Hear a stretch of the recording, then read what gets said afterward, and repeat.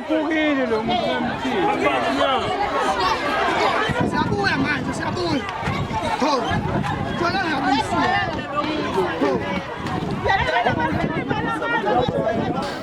Siphinde sikubingelele mbukele emakhaya na kwintuzuma TV. Njengoba sisakhonayo kwamashu lana khona abasebenzi baka DSW abasebenza phansi kwama contractors aqashwe umasipala. Usisi ke lana uzosinabela kabanzi ngale ndaba yokulimala kwabantu lana. Ngoba le moto engemuva kwethu nje iyona ishayisa abantu la eSangweni. So usisi kade hambe nabantu abayesibhedlela.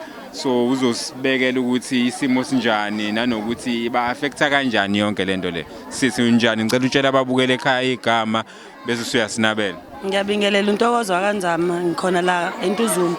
Kahle kahle into enzekela nje basila egate simile nje ngokuthula siyacula phela ngoba vele silinda umphathi ngaphakathi. Uyangena ubhuti ngepho imoto eminyama ngisazi ukuthi ubekohlobo luni. Okuyena futhi ophinde waphuma ngemoto le.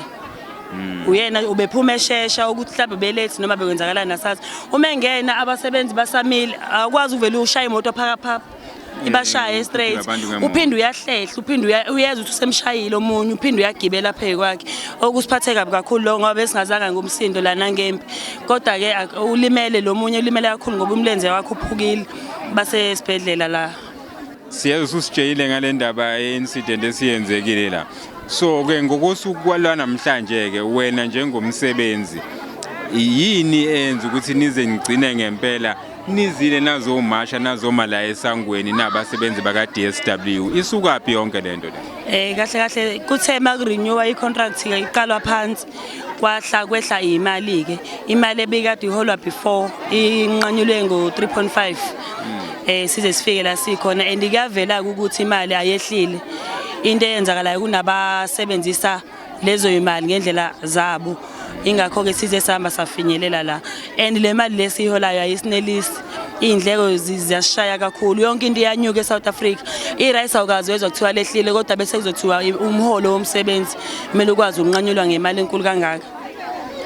Njengoba uyizwela ke mbukele kuthiwa imholo yabasebenzi yehle ngo 50%. Awucabange esikhathini samanje eSouth Africa uzothola umholo wakho wehliswa ngo more than 50%. Okubhlungu kakhulu ke ukuthi lento le ayenzeki la kamasipala kuphela. Sisuka kwenye Intuzuma TV sisuka komunye futhi kwenye imashi lana khona ebekukhalwa ngesikhala esifanayo ukuthi kulelo side bekuyi private sector.